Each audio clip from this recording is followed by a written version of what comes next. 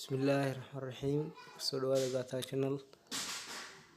Halkan maanta waxaa kasoo jeedin doonaa cashar ku saabsan WhatsApp Telegs.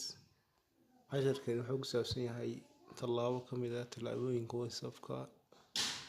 Waxaa weeye tallaabadaasi si ayaad ku samayn kartaa group call si aad WhatsApp ku samayn kartaa.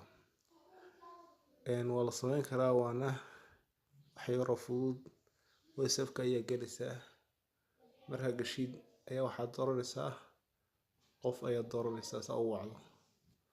Marka qof wacdo qof ayaa caadi u caanaysaa barta lagu wici jiray.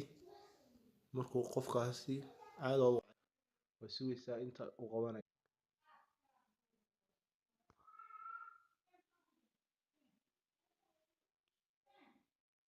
Markuu qofkaasi qabto halkaas eeganaysaa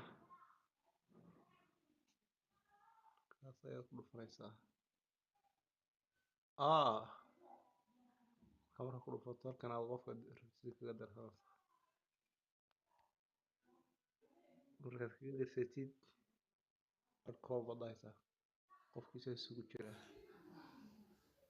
Qofkii sugu jira marka halkaas ayaad isticmaalaysaa. Assalaamu calaykum warahmatullaahi wabarakaatuh.